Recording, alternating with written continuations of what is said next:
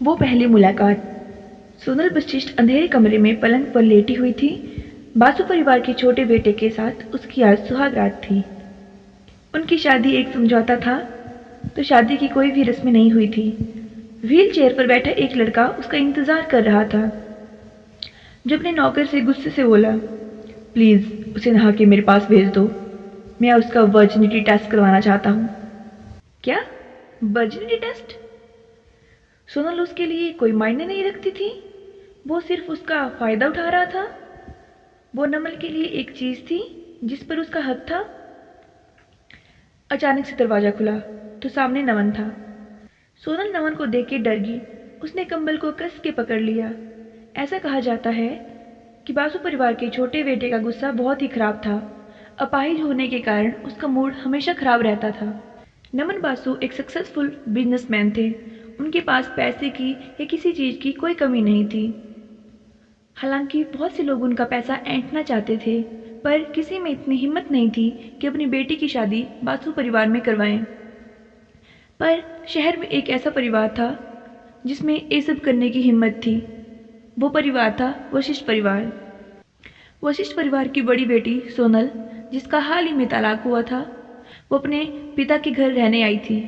वशिष्ठ परिवार का बिजनेस डूब चुका था, वह बैंकक्रप्ट हो चुके थे। वशिष्ठ परिवार को एक आइडिया आता है कि वह अपनी बड़ी बेटी की शादी सोनल की बासु परिवार में करवा देंगे। वो नहीं चाहते थे कि शाइन की शादी हम बासु परिवार में करवाएं, क्योंकि बासु परिवार का बेटा नमन था, वो अपाहिज था। इसलिए वो अपनी तलाकशुदा बेटी सोनल की शादी बासु से करवाना चाहते थे, क्योंकि वह भी अपाहिज था। फिर सोनल अपने पापा को मना नहीं कर पाई, क्योंकि पिछले 22 साल से उन्होंने उसकी परवरिश की थी। फिर वो दिन आता है, व्हील चेयर की खिसकने की आवाज़ आती है। वो बहुत ही तेज होती है। वह अंधेरे कमरे में किसी की परछाई को महसूस कर रही थी। अचानक से किसी ने सोनल को छुआ।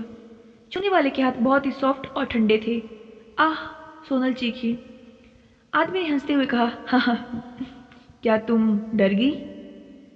पर उसने छूना बंद नहीं किया और धीरे धीरे उसके हाथ सोनल के चेहरे को सहलाते हुए गले तक आ गए।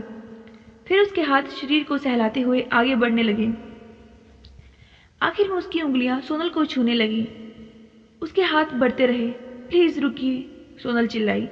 इससे पहले वो और आगे बढ़ता, सोनल ने उसके हाथ पकड़ लिए।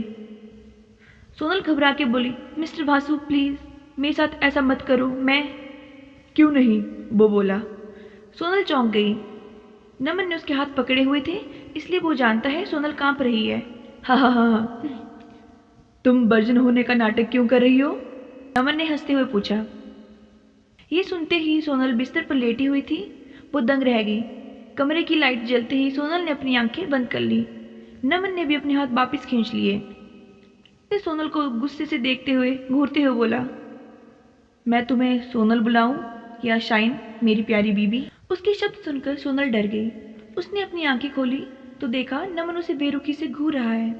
उसने गुस्से से घूरते हुए सोनल को देखा। सोनल हैरान थी। वो बोली, बिल्कुल, मैं शाइन हूँ। नमन उसे देख के हंसा और जेब से एक लिफाफा सोनल के सामने फेंक दिया। सोनल ने जैसे ही लिफाफा खोला तो सामने शाइन की कुछ फोटोज और इन्फॉर्मेशन थी। नमन ने पूछा, तुम्हारे घर वालों को क्या लगा मैं अपाहिज हूँ तो किससे भी शादी कर लूँगा? सोनल बोली, मैं भी वशिष्ठ परिवार की बेटी हूँ।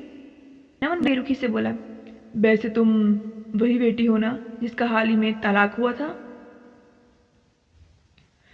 नमन के ऐसे शब्द सुनकर सोनल की आंखों से आंसू आ जाते हैं।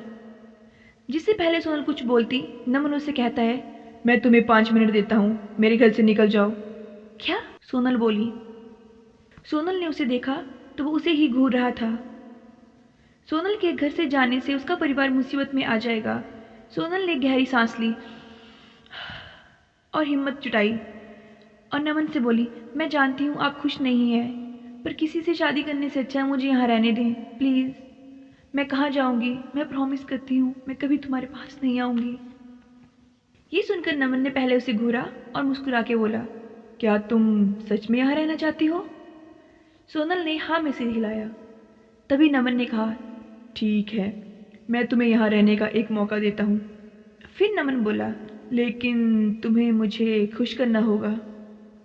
नमन ने पूछा, क्या तुम्हें समझ आया? फिर वो हंस के बोला, हा, प्लीज़ अब ये मत बोलना कि तुम्हें किसी आदमी को खुश करना नहीं आता। आखिर तुम्हारी पहले भी शादी हुई है?